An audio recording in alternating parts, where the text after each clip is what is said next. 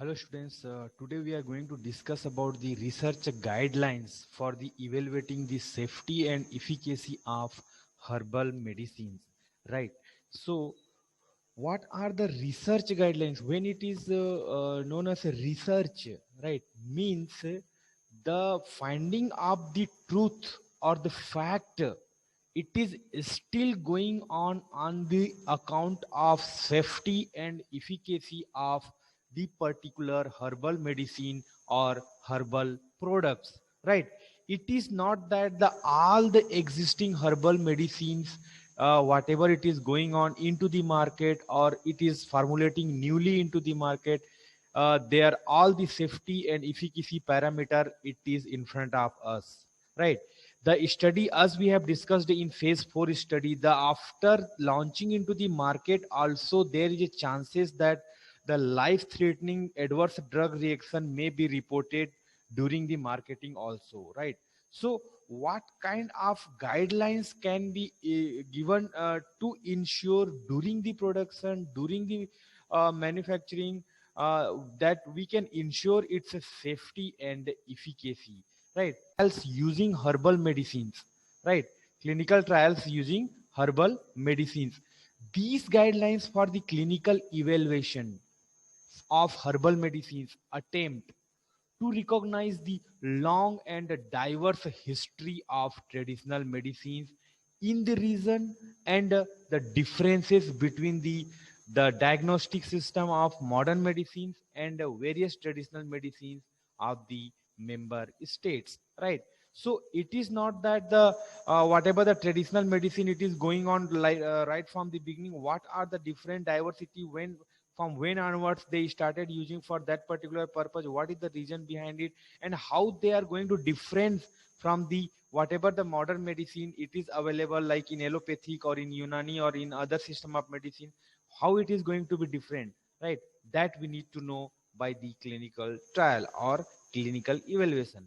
Although special consideration may be required, the general principle of the clinical trial of herbal medicines are similar as like other system of medicine in allopathy or synthetic medicine to those applied in synthetic drugs if clinical trials it regarded to be necessary. So it is same only, right? The number of patients in phase 1, how we have seen the 50 to 100, 100 to 500, 500 to like that, it will go on in phase 2 and phase 3, right?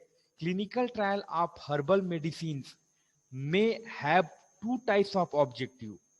One is to validate the safety and efficacy that is claimed for a traditional herbal medicine, for it is for anti-diabetic or it is for anti-inflammatory, analgesic, hepatoprotective, anti-cancer, what for it is. We have to ensure its safety and at the same time whether that particular medicine it is effective for that particular disease or disorder or not. The other is to develop new herbal medicines or examine the new indication for the existing herbal medicine, or a change of those formulations and the route of administration. Right, these two. What is the dose, solid, liquid, what kind of dosage form, and what is the parenteral, oral, right? So all those things we are going to decide that. In some cases, trial may be designated to test the clinical activity of a purified or semi-purified compound derived from herbal medicines, right? So that is there. Clinical protocol, right? Clinical trial protocol development, how if it is the new herbal medicines, how we are going to develop the protocol. The development protocol means plan of work. The development of protocol should be the joint effort of a representatives from the several disciplines such as clinical pharmacologist, pharmacist, biostatisticians, physicians, and other relevant healthcare workers, as well as experts in traditional medicine. It is not that the one person patient is going to report to the doctor, so it will. So, what are the issues are existing or coming up or rising up from that particular medicine? So, all the departments or the people from the different backgrounds into the health profession, they have to come together, then only it is possible. Ordinarily the protocol group is chaired by the chief investigator, who is a physician or who is the Ayurvedic doctor.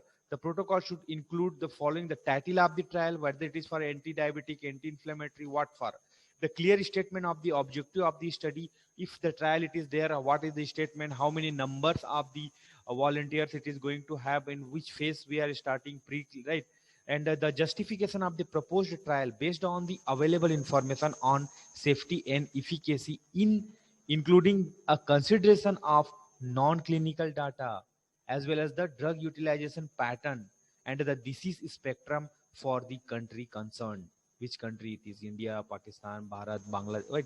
Like that. So accordingly we have to available information, we need to check about the particular drug, neem, tulsi, if it is there in the formulation, what are the safety and efficacy, how much dose it can be given, and all those things, right? The next one, the fourth one, the rationale for the composition of the formula being studied and its relation to the principles of both herbal medicines and pharmacodynamic data, how the drug body act to the drug, right? That has to be come together. The type of trial, such as controlled trial or open trial, or in the trial design, it is parallel group or crossover techniques, right? How, what is the treatment we are going to give to the human volunteers, right? Blind techniques, suppose double blind, single blind, we have to dose, effective dose we have to form, where we have to start, right? If it is blind means simply we are giving one specific dose and we are checking out whether it is giving the activity or not. If it is double blind means that two times we are increasing, like that. Randomization means simply we are selecting the people from the randomly, and the we are starting the giving the particular medicine, and we are checking the different side effects, adverse effects, and all those things. Entry and exclusions criteria for the study subjects, which may be based on the diagnostic criteria of either modern or traditional medicines. Number of trial subjects needed to achieve the trial objective based on statistical consideration. What is the statistical standard deviation, and what are the types of data it is available, that we have to consider. The therapeutic and clinical endpoint, right?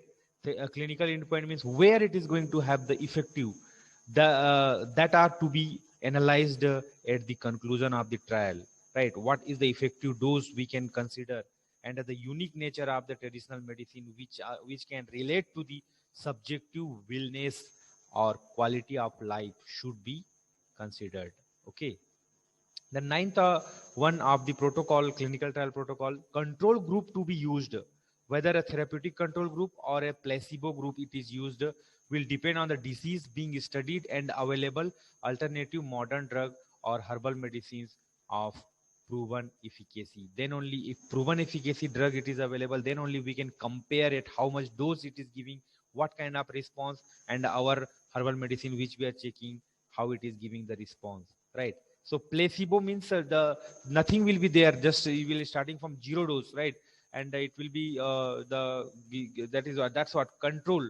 There will not be the drug, only simple foods and water they are going to take, and at the same time we are checking the response so that we can compare with the test drug, or where we are giving the different dose of the particular test drug. The subjective and objective clinical observations and a laboratory test which will be recorded during the course of trial. Definitely the recording should have to be there, so that we can compare, or we can study, comparatively study we can do at the end of the study. The treatment schedule of the duration of the trial, including doses form, route of administration, the detail of the products used, the therapeutic control, right? That has to be scheduled. The criteria of other treatment that may or may not be given to subject during the trial. Okay. That treatment, suppose some people are suffering from BP, sugar, and all those things, that should not be there.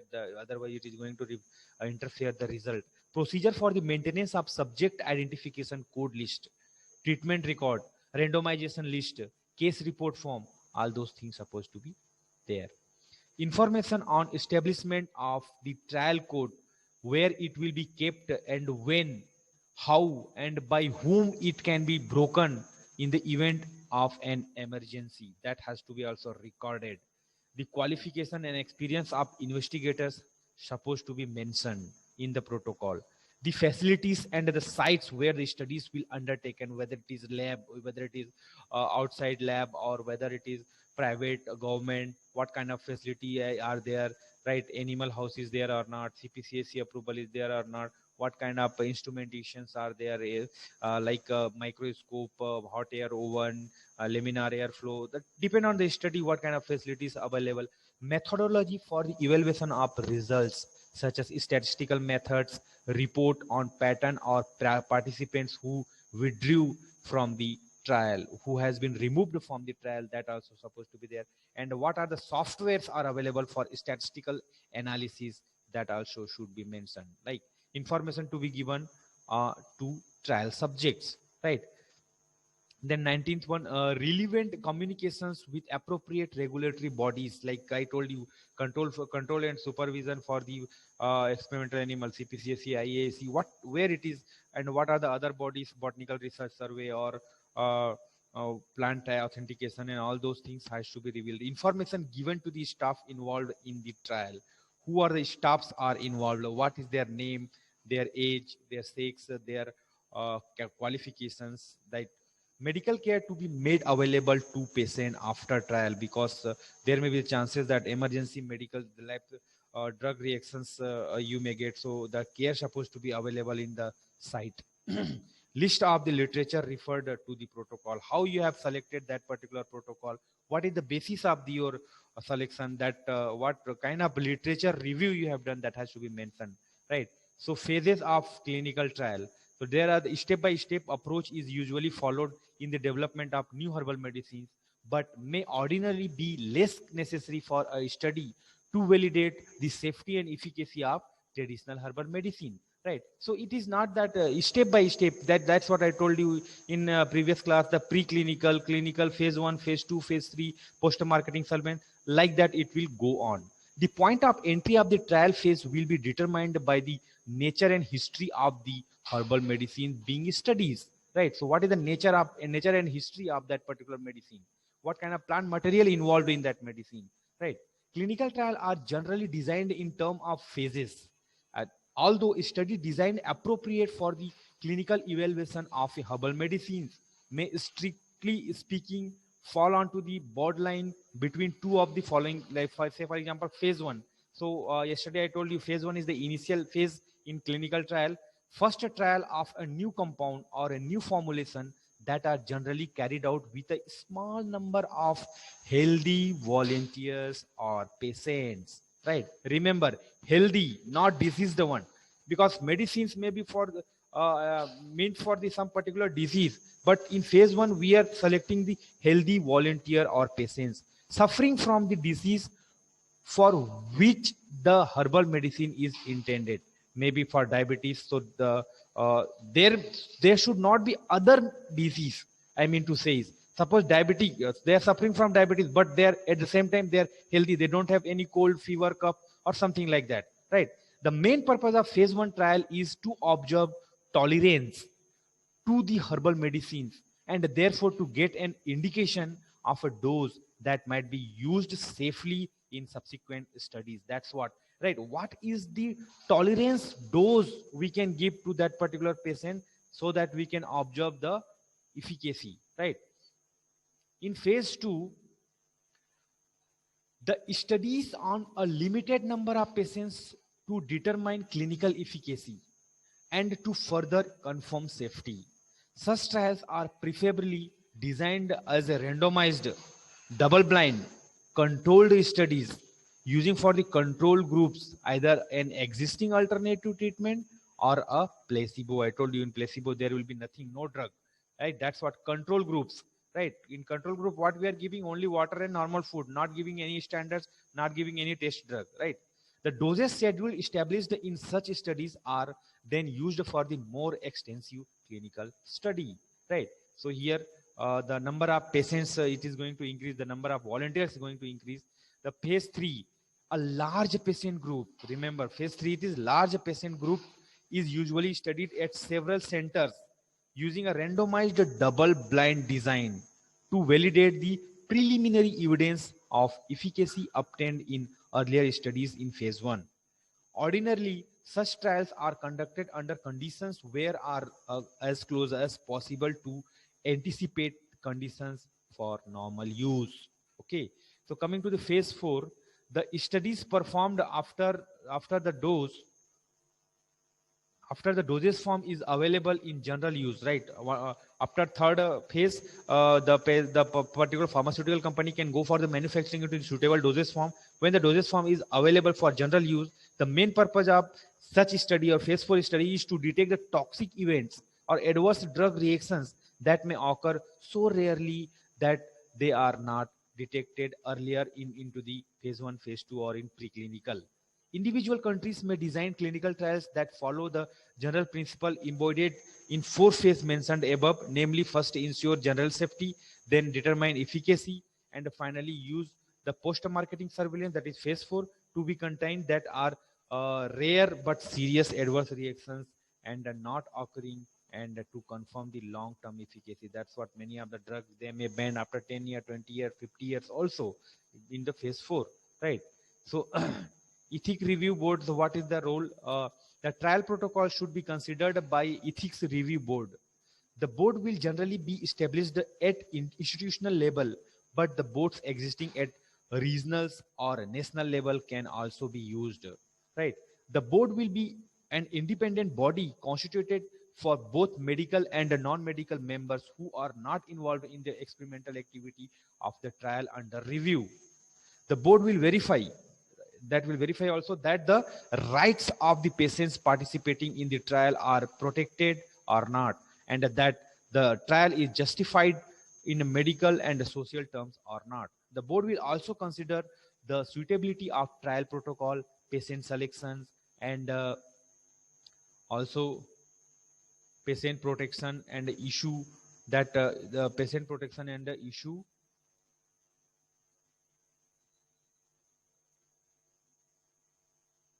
of informed consent of patients. The work of the board should be guided by World Medical Association's declaration of Helsinki, right? The board will also work under standard operating procedure SOP, which will be developed in each institution, taking into the consideration all the necessary requirement of local regulatory authority and the related government agencies, including such rules. Those are good clinical practices, GCP, right? So responsibility of investigator, suppose who are the researcher who are investigating, what are the general responsibility are they should have? The appropriate medical care of the patient in the study, those who are participating into the clinical trial, their medical care, they may suffer from fever, cold, or some other life-threatening adverse reaction that should be available at the site of clinical trial. The ethical requirement of the trial, such as selection of the patient, advice to the patient that you should reveal that what the disease and disorder you are having before participating to the, and what kind of patient you can select, right? Whether they should be free from, what is the age, like how we are before taking the blood in the blood bank, how they are checking the primary health checkup, like that there should be the knowledge of the product used in the trial. The patient should be given the general knowledge about the products, that this is herbal medicine used for anti-diabetic or hepatoprotective or anti-cancer. They should know, right? The appropriate of research methodology, the appreciation of research methodology and conduct of clinical trials, such as recordings and evaluation of the result, that also it is the investigator responsibility. The appreciation of the importance of careful monitoring of the trial, and the need to take necessary action to alter or terminate the trial if patient appear the harmful or harmed by the some aspects of the trial, or any life threatening adverse reaction if it is being noted, then immediately it has to be suspended. Responsibility of sponsor, those who are keeping their money onto that particular study and investing their money, they should, what should, if the product under investigation is supplied by manufacturer, or the if the trial undertaken at the request of manufacturer, the manufacturer or sponsor has to obligations to maintain the integrity of the investigators. The protocol group and the ethics review board, and to prevent harm to the patient. The sponsor of a study can be an institution or an individual investigator as well as a manufacturer, right? So the material, the good manufacturing, what you call the material supplied for the trial will be prepared according to the good manufacturing practice GMP to ensure the quality of the material used for the investigation. All the data on product will be made available to investigator before the trial design is completed. The sponsor must meet all the local requirements set by regulatory authorities and the government agencies, and should be aware of standards of good clinical practice, right? So data management is another task which has to be there compulsory. The aim of record keeping and the handling of the data is to gather information from the trial without error, remember, in the form of in a form that can be later analyzed or reported if whenever required. The case report form, the CRF, for each patient in trial must be completed and signed by investigator and the patient's file. The case report form and other sources of primary data must be kept for future reference record, right? That's what data management.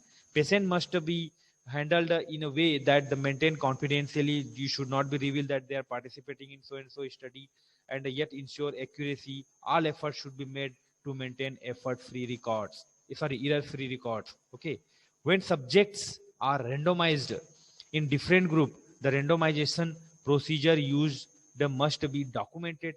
In case of blinded blinded trial or a code for the medical act, the actually administered must be kept under appropriate conditions. That is very very important.